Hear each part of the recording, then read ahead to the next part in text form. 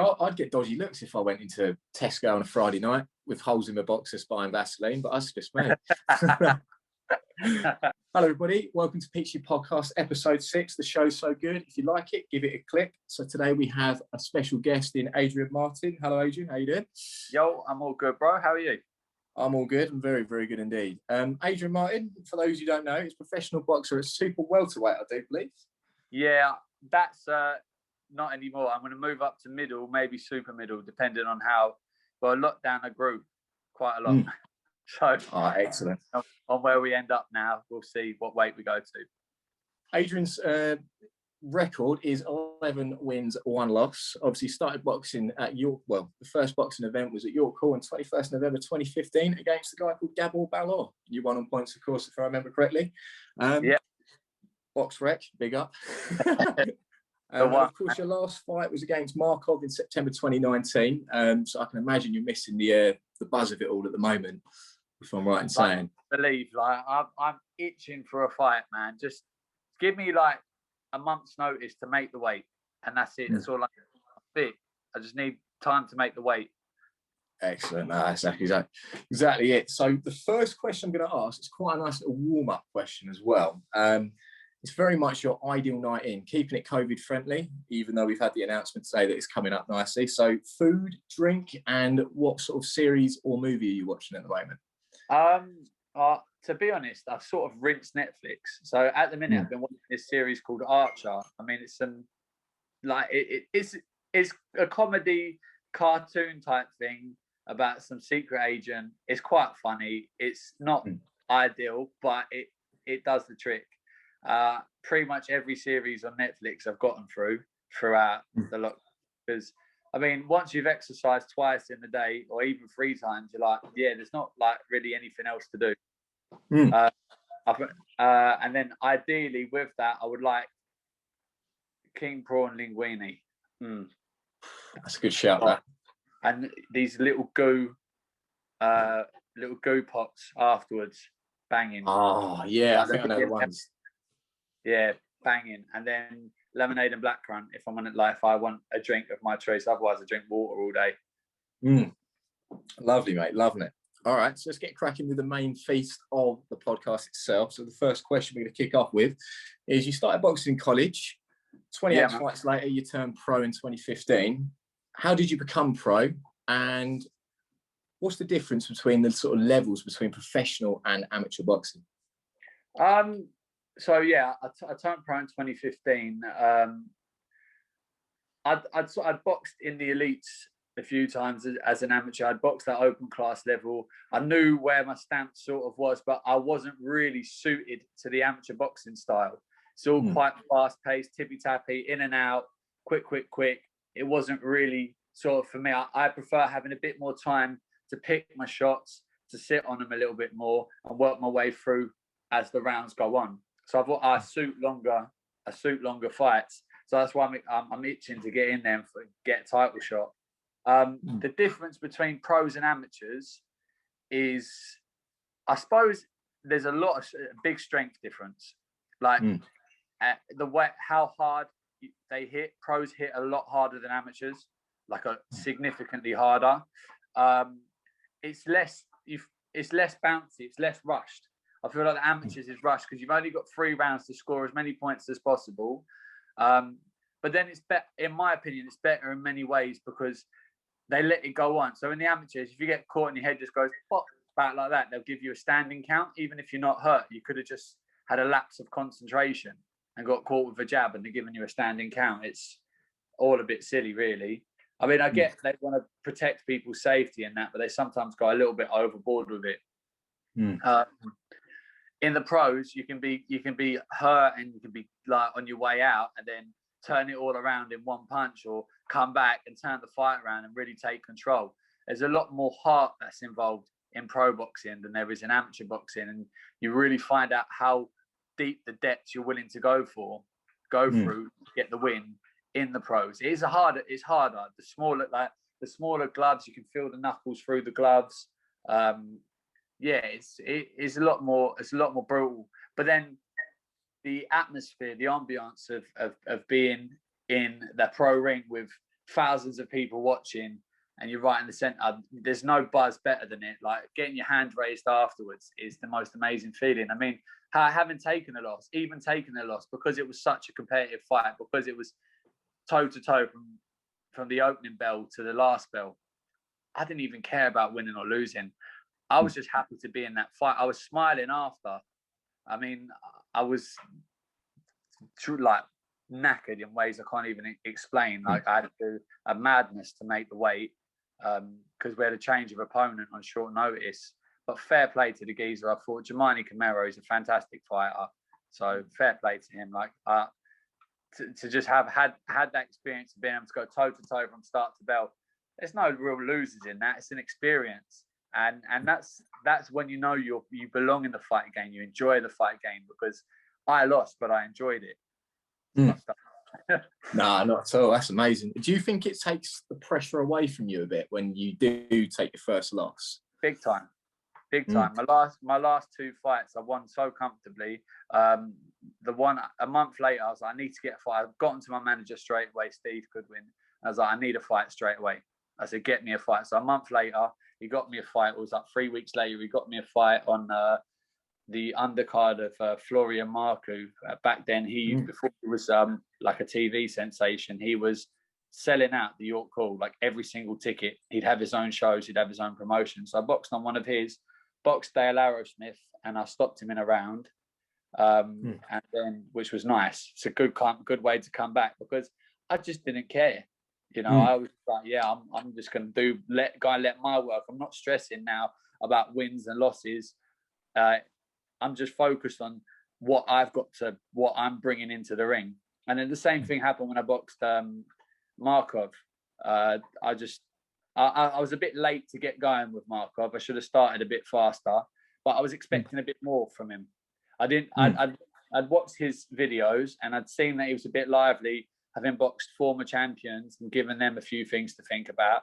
So I was expecting a little bit more, but I think where I was just naturally bigger than him and have a very stiff jab, when I hit him with that jab, that was enough for him to think, yeah, I'm not really going to take too many chances. I should have stepped up the gas earlier, and I would have had him out. But you know, you live and you learn. I always think that's the best thing about losing, obviously, is you take the pressure away from like that sort of defeat. If you learn from it, then it's the best thing ever, isn't it? And it can affect you in such a positive sort of light if you choose it to, you know. Oh, 100%. That's excellent. That's definitely the attitude to have, I think. And you can take more risks, as you say, sort of thing. Yeah, exactly. Because there's no pressure on losing. Do you know what I mean? It's just like, okay, if you lose, like you don't want to lose to certain people, but at the same time, now you name them, I'll get in the ring with them. Like I'm not. I've got nothing to worry about. I'm not trying to protect no undefeated record. Just give me the fight, give me the fair notice, and give me a good bit of money. I'll fight whoever. You've got, like, if Eddie Hearns or anyone or Frank Warren or any of them watch it, you've got an opponent here at middle or super middleweight. Just give me some fair notice and a good person. Stick me in with whoever you got. I'm ready for 100%. I spar, you know, regularly. I spar British champions and stuff, so I know what level I can box at. So, you know, no, definitely. So that's the thing as well, because I know you train with, obviously, as you say, you train at Peacock's gym, right? And it's like the atmosphere there is like almost like, you know, you've got champions walking in and out there every time, and that must be something that helps you grow like majorly in your sort of field. Yeah. Do you think environment's a huge impact? Yeah, I think environment is everything. I think you can have if you've got the talent, you'll be a champion pretty much anywhere. But you won't necessarily realise your full potential if you're in the wrong environment. But some people have just got it, and they wherever they go, but they're rare. There's only a few people like that. Some people in the right environment will just progress beyond levels that they can never imagine. But you've got to gel with, like, certain people don't gel with those kind of environments. I think there is something very distinctly different with the London style of boxing, and I've learned that more over the last couple of years, training in London all the time. There is a difference. There's a different degree of hunger in the gym, and it's motivating. And you know, some people just are overwhelmed by it, but everyone people take it personally when it's a little bit hard and it's like, these are like the people I train with at the Peacocks. These are like my brothers. These are my mates. Like I don't want bad things to happen to them. I wouldn't want to ever inflict in sparring any serious damage on them. However, in the moment, you're just letting your hands go and you're doing the work and you're putting the work in so you develop better. So if you get caught and you get hurt, if you get knocked down, you get back up, you crack on.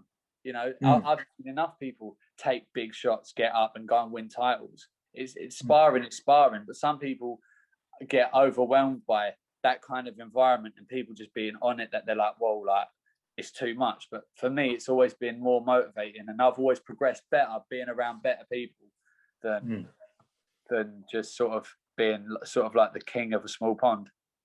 Definitely, 100%. Expanding that comfort zone, isn't it? Sort of building upon that, and then sort of you find your character a lot more when you're sort of faced with adversity, I suppose, as opposed to sort of being in your comfortability sort of thing. 100%. Take me through, so as a professional, I can imagine your routine, you know, on top of your personal training, your sort of your business that you do. What is your daily routine off season at the moment?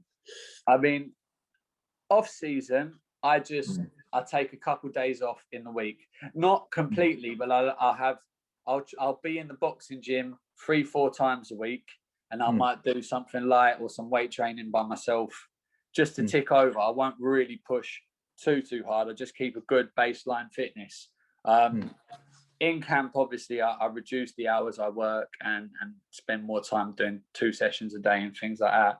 But out of camp, it's quite relaxed. I get up around 8 in the morning, get my first client either at 8:30 or 9 or 9:30. I like to get 1 PT in before I go to the gym. Go to the boxing gym, train. I'm back home by around 2:30. You know, I'll have a shower, have some lunch, have some food, and then I'll go back to my gym for maybe 3 or 4 o'clock and try and take on as many clients until my classes start. And the classes I run on Monday, Wednesday, Friday, and Saturday. So on like Tuesdays and Thursdays, I just try and get as many PTs now till maybe 7 p.m. I'll finish at the latest, or 6 p.m. At the minute, now that I'm single, I'll probably take on more hours because there's nothing else to do. But before, you try and plan it out so you've got a better work-life balance. But at the minute, I'll take on maybe a little bit more work. But the important thing is to try not to burn out, because with all the training, it's just and then obviously being active with the personal training and the coaching and everything, it's very easy to blow out, to run out of energy. You find yourself getting to Sunday and you've got absolutely nothing left. Like you're spending the whole day on your sofa because you've literally grafted in the gym and in your work all week. Like, it's exhausting. I think to anyone turning pro, you need to have a job of some sort. If you can do something like personal training, it's great because it allows you more flexibility. I mean, but it's also very inconsistent income. So you can forget having proper long-term stability if you're serious about your boxing career until you win big fights and get big paydays, because you don't get paid well to start off with. It's dog shit, the money to start off with. It's all based on how many tickets you can sell, and even if you sell a lot, you're not making more than a few grand or 5 at best. So you're never really earning that big at your ticket sales. And what are you going to do that 3-4 times a year? It's not a lot of money. So you've got to find something else to do on the side, but find something that isn't too taxing on you and something that is flexible. But make sure you have got something there. Otherwise, you're going to find yourself stressed. And then sponsors and things like that. It's great to say, oh, yeah, I'm going to have this sponsor, that sponsor, and that sponsor. But again, having consistency with sponsors is difficult, because a lot will pop up, sponsor you for a fight or 2, and then they'll drop off. So you can't rely on that kind of income until you've got belts, you're on TV and stuff like that, and then you've got lawyers doing contracts with all of this sort of stuff, and then you've got a bit more security. So you've got to be prepared that when you're chasing a dream, that you got to put that, like, that financial side of things temporarily on hold and really go for it and make sure you succeed. I know there is a lot of people that go and work 9 to 5s, and they do work their way up, or do different trade work and get through it. And I think fair play, but it is a lot more difficult to go all the way like that than it is through being able to train in the daytimes. Most of the pros train in the day, so getting all your good sparring and things like that really helps you progress is much harder. And having a proper training routine is much harder when you're having to work as well.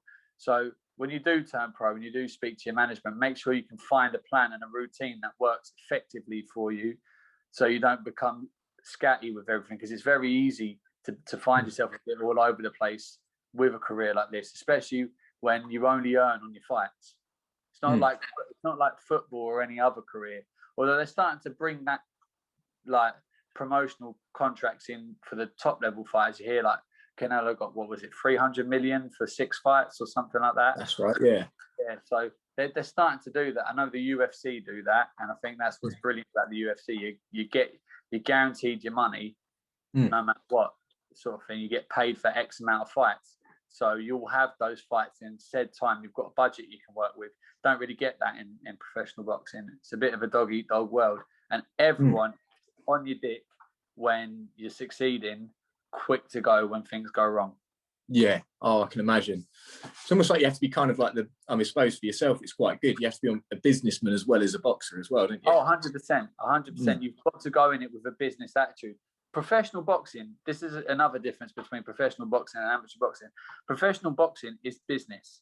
Don't think just because you're winning loads of fights, you're necessarily going to get the shot at the belt or the shot at this person, that person. You can chase them. But if you don't market yourself right and don't get yourself enough clout and popularity, if you're a threat to people, you'll be very, very avoided, and you'll spend a lot of time sort of wasting away, not getting the opportunities if you don't market yourself right. If you market yourself right, boom, your career's off to a flying start. I mean, like I said earlier when we was chatting before recording, it's like a lad off of Love Island. He's like absolutely stinging it on TV shows. He's not all that as a fighter. He's basic, like a novice amateur, but he is getting all the clout because of his popularity amongst the general public. So they're bringing a new audience in. Really, you got to really sell yourself. Do you know what I'm saying? 100%. So that's sort of like what I'm. Yeah, that's what I would say. Make sure you take a business attitude to it, because it is a business, and people are in it for money, not just to say, oh yeah, I'm doing this, I'm doing that. Do you know what I'm saying? But yeah, exactly. How far do you reckon you are? And you don't have to answer this, obviously. How close would you reckon you'd be to making that sort of fight happen between Idris? Me and Idris. Let me think. Well, he has responded on social media. He's got back in touch. He's saying, oh yeah, we're definitely going to fight this, that, and the other. But in reality, I think he's a bottle job, because every opportunity he's had to try and get something penciled in, or to have his management contact my management. I've even contacted his manager, who said, yeah, down the line, definitely. But at this point in time, they think he needs one more fight because he's only had 1 6-rounder. So he isn't so I think his management already acknowledged that he's not really ready to take on a seasoned pro. But if that can happen, because he's bitten to it, I feel like you can't go on your socials when you've got 100,000 followers and start chatting shit like you're going to knock this person out, that person out, and what have you. If you can't do that, if you're given that and you don't actually have the fight, you are a bottle job.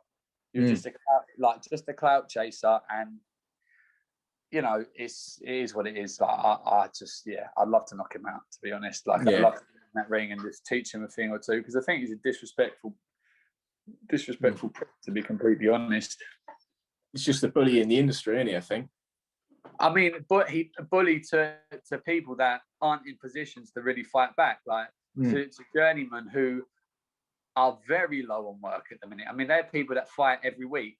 They're now fighting maybe not even fighting for however long, and that's income that they're relying on to support their family. So they can't go in there and be rare tear and go and knock out a prospect, even though half probably can, because they won't get no more work. So it's frustrating. So I think it's proper like bullying, but like old school bullies, there's always someone in the year above that will go and give them a pasting, and then they just go cry. That's brilliant. That's awesome. It's true though. It is so true, because I mean, obviously, as myself, I've only really got involved in boxing in the past few years. I've always watched it, but I've never understood the politics of it until quite recently.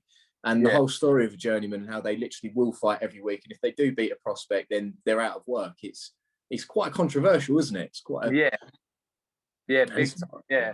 I mean, they every now and again, obviously they can, like, and they will, because they'll lose their licenses if they just go their whole career never getting a fight, never winning a fight. But it depends who they're in with. Do you know what I mean? Like they do serve a good purpose though, because a lot of people when they turn pro aren't necessarily ready. They're talented boxers, but might not necessarily be ready to have such hard fights. So they go, they'll give people something to think about as they go through it. And a lot of the time they come out relatively scratch-free because they've got very good defense. You cannot be a good journeyman if you cannot defend well. Otherwise, you are what I would just say is a straight-up nutter and a double-hard bastard, because you're going to get battered every time you go out there. And fair play, but you're playing with your health. Exactly, yeah. Utmost respect to those journeymen out there. Yeah. Talking through training, a lot is my Carl Froch moment. Oh, hello, camera's gone. Here's my Carl Froch moment of I boxed in front of 90,000 people at Wembley. So as someone, obviously, I did a sort of my sports science degree in a couple of years ago, and we were really heavy on sort of strength and conditioning, and I've really started to acknowledge how much strength and conditioning goes into boxing now as well. I followed a 10-week fitness program in relation to it, and bloody hell was it tough. There's a lot of leg dominant stuff in there. Are those sort of what are the sort of three main movements you'd say you'd follow over the course of the training camp in the gym? It's hard to say, because I mean all of the compound lifts I do, because they're just good for strength all over.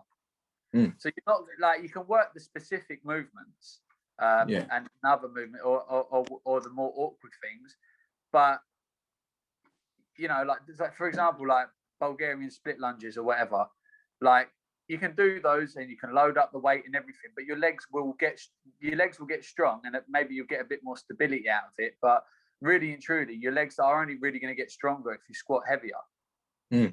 I think everyone's got different opinions, and I think sometimes, I'm not an expert in S&C, but I think sometimes S&C can go a little bit.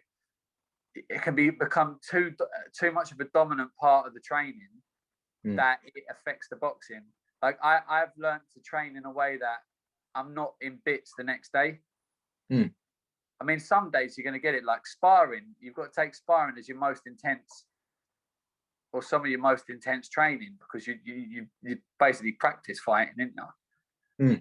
So the intensity is much higher. It's going to take a big toll on your body. So I think it's hard to plan around what sort of S&C you do. I try to do a compound lift, like when the gyms are open, where I can do my proper weight training, because at home I don't have enough weight to train like this. But when the gyms are open, I tend to pick a different movement, a different compound lift, and I'll work my way up to my one rep max, doing like, you know, dropping the reps and increasing the weight as I go up. You end up doing like 60, 70 reps on these exercises, and it's massively improved how heavy I'm lifting and how much I can push, especially in my sort of like off season is when I'll do a lot more of this. Then when I'm in my season, like when I'm in camp, I mean, that's when I'll do a bit more specific things. I'll start focusing more on like the landmines, and I don't know what they're called when you're holding the bar and you're rotating side to side with it. They're called Palloff twists sometimes. Yeah, something like that. Yeah.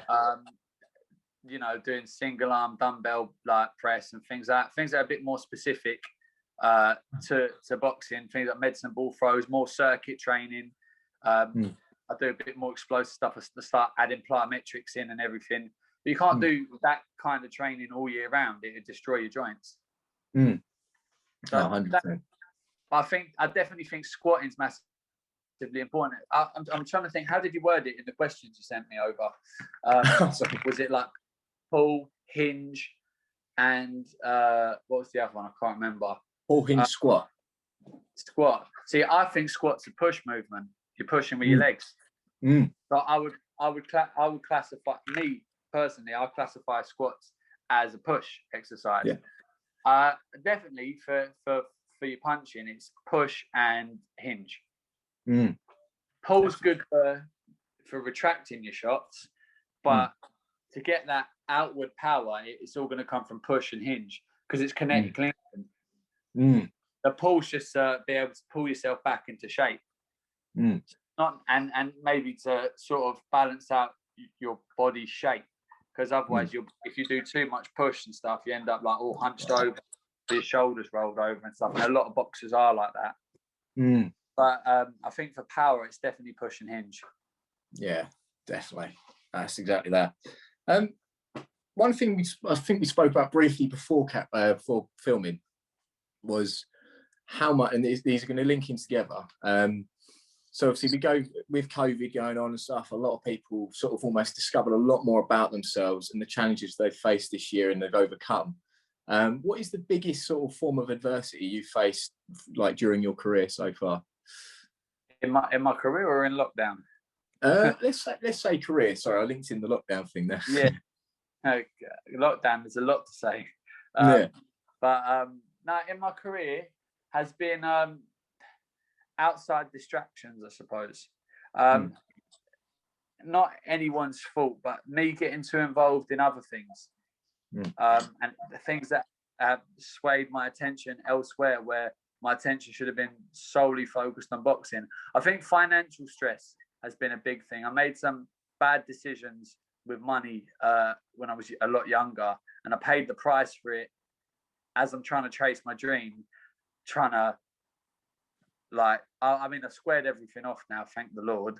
But for a good few years, these financial burdens were really, really, really stressful, especially when you're chasing a dream. So you can't just say, right, I'm going to go and work for a year and do a normal job where I know what money's coming in, I can pay this back. With the inconsistency of income with personal training and things like that to begin with, and not fighting regularly, that's definitely been the biggest thing. I mean, I think if we're going to touch into the pandemic, because this sort of carried through up until around November when I got debt free. The financial stress it's played such a negative toll on my mental health. I mean, it put me in a depression like I've never had before. I mean, I found myself suicidal. I found myself in all sorts of ways. I was angry all the time. I openly say I was going to all of the protests. I've been openly against lockdowns as a way of handling COVID-19. It's not that I'm a COVID denier. It's just that lockdowns don't work. It's empirically true to say that. And I think I got very involved with it because I found myself in a position where I've had to close the gym, so I can't earn my living. There's no fights, so I can't earn a living there. There's hiring freezes everywhere with Brexit and with the lockdowns. We're in a terrible time for work in general. And I'm finding myself at home, but the banks never once stopped taking loan repayments or mortgage repayments. Didn't freeze anything like that for people. They I'm lucky that I rent the studio flat off of my parents. If I didn't rent this off of my parents, I would have been having to pay £1,000-2,000 a month just to live somewhere, whilst not being able to earn income, blowing through whatever savings I've got, banks ready to default all of my accounts because I'm not able to work. There was nothing and no government support. I was part of being newly self-employed and a small business owner just starting off. There's been no government support at all. So financial, it's all been financial stress. And to say that we're going to then have the government say that we're going through like one of the worst health crises ever, yet they don't stop the banks earning their money, but they'll stop the little people earning their money. It's ridiculous. It's ridiculous, and it cost me a lot personally. It made me a person that I wasn't. It really affected my mental health. I don't think I'd be here today if I wasn't a professional athlete. By being a professional athlete and being allowed to go to the gym is definitely what's kept me alive this year. It really, the lockdown really has been brutal. You know, really. 100%. So, 100%. I think. Sorry. I think we cut out of it there. Oh yeah, no, it's just been brutal. It's been terrible, and it's like I've seen a lot of my friends go through it. I've seen divorces happen. I mean, my relationship fell apart. I've seen a lot of my friends do it. I've had people I know take their own lives and stuff. It's been absolutely devastating this year. It's like, but glad that there's an end in sight now. Thank the Lord. 100%. And yeah, I think that's what it is. I think I think that sort of side, because of the choice in my career and the choice of work that I do, it really had a negative impact.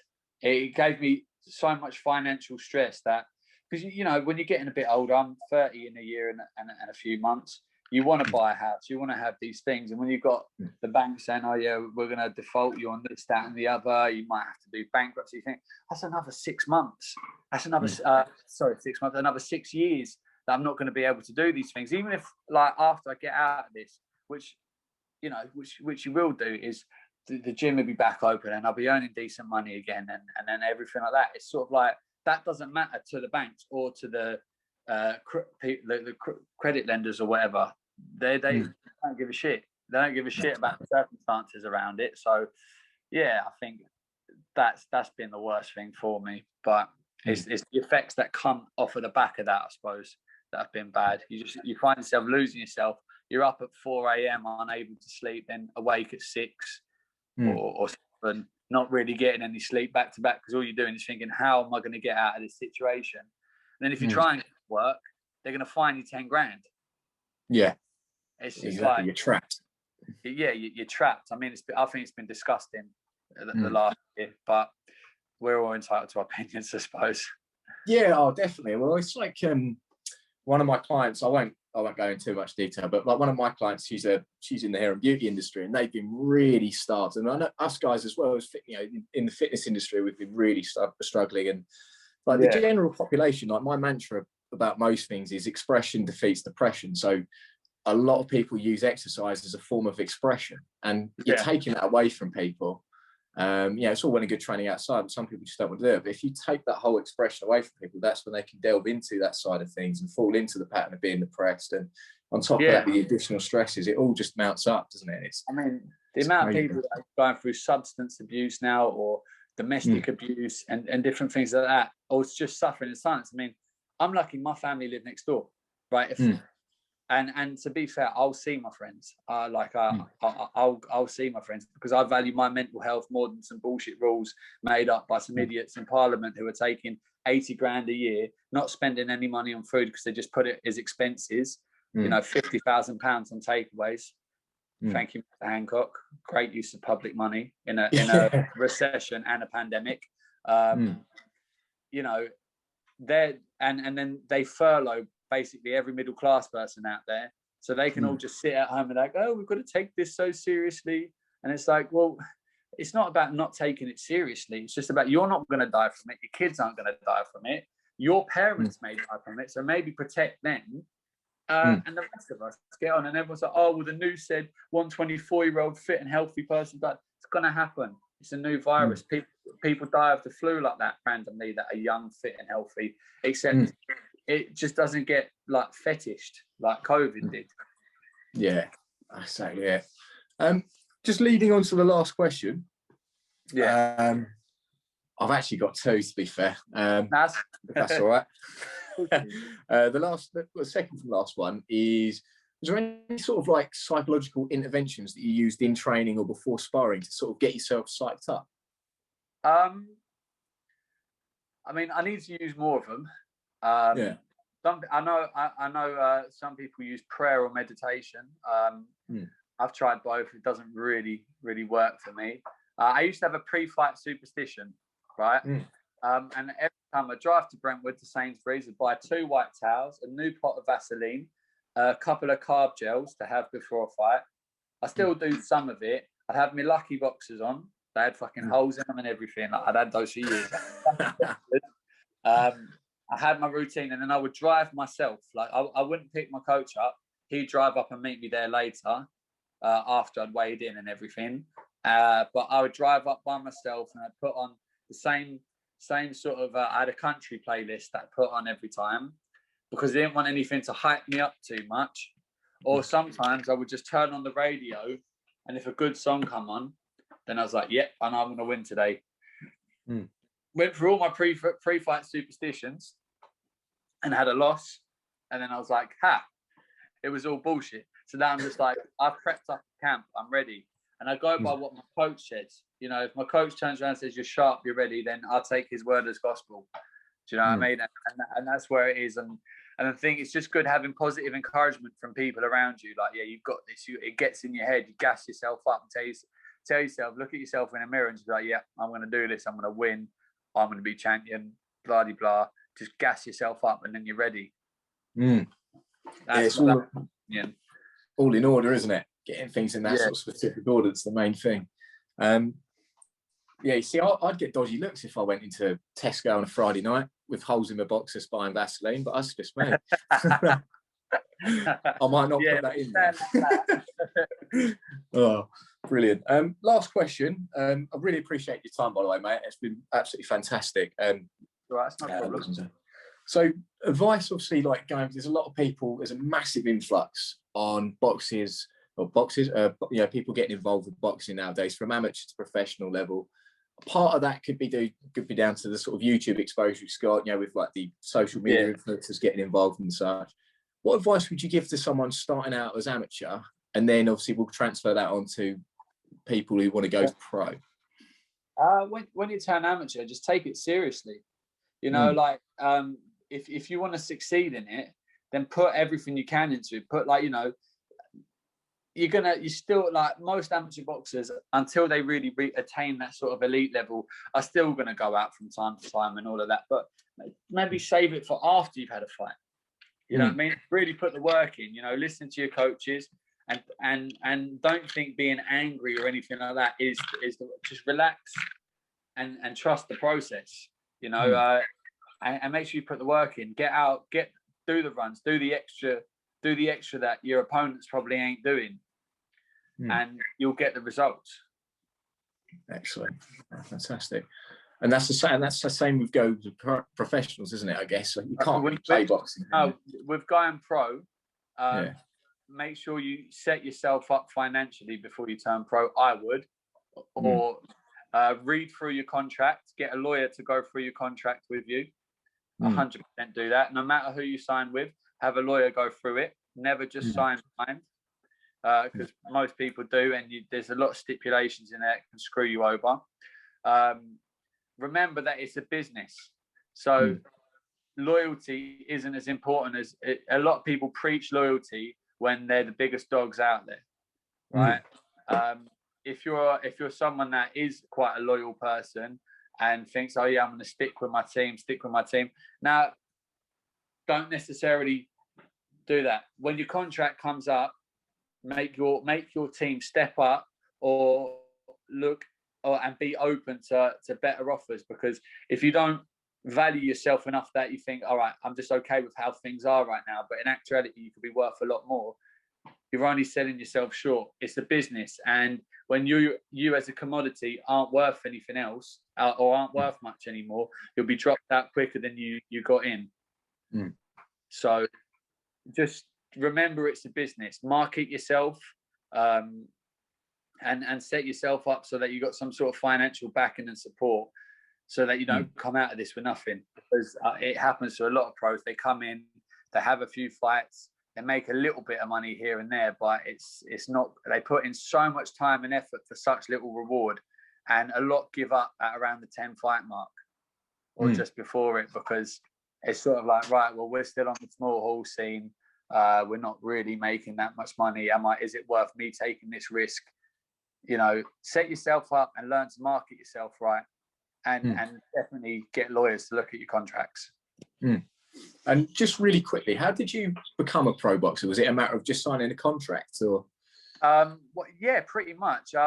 So I got messaged by one of my mates to message my manager, Steve. I got in touch with, I think I managed to get hold of Steve through a bloke called Kevin Campion, who's part of the Goodwin Boxing. He put me in touch with Steve, and we met up, me, Kevin, Steve, and Josh. We all had a conversation, and I was like, yeah, this is what I want to do. I then went to see him again at his offices, and we went through a contract. So we signed a contract provisionally, and then filled out my application with the British Boxing Board of Control. And then you've got to have an interview with the Southern Area Council, because of the area I live in. Whatever area you're in, you'll meet with that area council. And then they sort of look through your amateur record. If you've had any amateurs, they interview you, they ask you questions about a few different things. Turn up in a suit. Don't be a div and turn up in a tracksuit. Look presentable. It is an interview, and it does go a long way. And yeah, they decide there and then whether or not they're going to conditionally approve your license, because then you have to have your medicals. You go and have your brain scan, your bloods, and this, that, and the other. So once the Southern Area Council, whatever area council you're with, approve you, then you can go and do your medicals, and then it's all pending on whether or not you pass it. Most of the time, it's passing your brain scan. If you don't pass your brain scan, they won't let you fight. If you've got a shade of your brain or anything, they won't let you fight for safety reasons. And that is one of the things. It can be frustrating with the BBBFC, because they are very strict with things, but it's also what makes them so good is that they do take your health and welfare so seriously, which is good. Excellent. Oh, top man. I appreciate your time, buddy. No worries, mate. No worries. It's been absolutely fantastic having you on. Any final words? What's the future hold for you this year? Big titles. Big titles. I'm winning whatever title fight they give me. I'm winning it. Whatever belt opportunity I get, I'm taking it. So I'm ready for it. I think I haven't fought for a Southern Area yet, but I think I'm beyond that level. But I would like to. If that's the one that comes up, then I'd very much like to fight for that. And then I want to either look at campaigning for the English. I'd like to win a British in the next few years, and then see what boxing holds for me after that. Exciting times ahead, mate. Exciting times ahead. Love it. I appreciate you coming on. It's been fantastic having you. I'm going to leave a link in the description and probably the comment section as well, towards Adrian's Instagram profiles, with regards to his personal training as well as his actual main profile as well. But yeah, thank you very much, guys. God bless. See you in the next one.